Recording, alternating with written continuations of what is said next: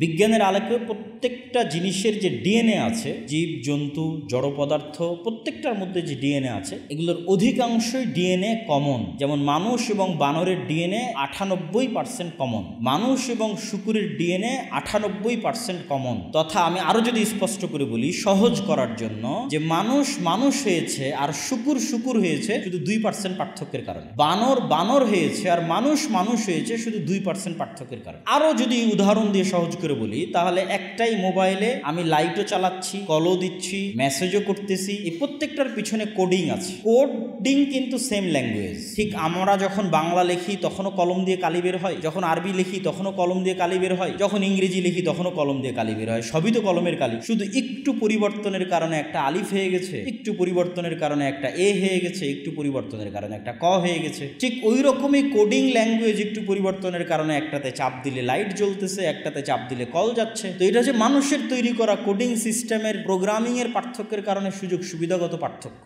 তৈরিগত পার্থক্য, জিনিস একই, ল্যাঙ্গুয়েজ একই। তো আল্লাহ সুবহানাহু ওয়া তাআলা এই পুরো পৃথিবীকে যেভাবে প্রোগ্রাম করেছেন, আল্লাহ একটু পরিবর্তন ডিএনএর মধ্যে একটু পরিবর্তন করে দিলে, তথা মানুষের ডিএনএ 2% পরিবর্তন করে দিলে সকালবেলা মানুষ দেখবে সে বানর হয়ে গেছে। এবং মানুষ যদি পৃথিবীর দ্বিতীয় কোনো প্রাণীতে পরিণত হয়, তাহলে অল্প পরিবর্তনে দ্বিতীয় 2টা প্রাণীতে পরিবর্তন হতে পারবে, একটা বানর একটা শুকুর, ন্যূনতম সামান্য পরিবর্তন। এই জন্য রাসূল সাল্লাল্লাহু আলাইহি ওয়াসাল্লাম বলেছে যে আমার উম্মতের একদল মানুষ বানর এবং শুকুরে পরিণত হয়ে যাবে। কিন্তু এটা সামান্য পরিবর্তনই হয়ে যাবে। আল্লাহ সুবহানাহু ওয়া তাআলা চাইবেন রাতের বেলা মানুষের ডিএনএ একটু পরিবর্তন হয়ে যাবে, সকালবেলা উঠে দেখবে সে বানর হয়ে গেছে, সকালবেলা উঠে দেখবে সে শুকুর হয়ে গেছে। তাহলে পুরো পৃথিবী এরকম আল্লাহ সুবহানাহু ওয়া তাআলার কাছে যে কোনো কিছুকে যে কোনো মুহূর্তে উনি যে কোনো কিছুতে পরিবর্তন করে দিতে পারে। ওয়া হুয়া আলা কুল্লি শাইইন কাদির।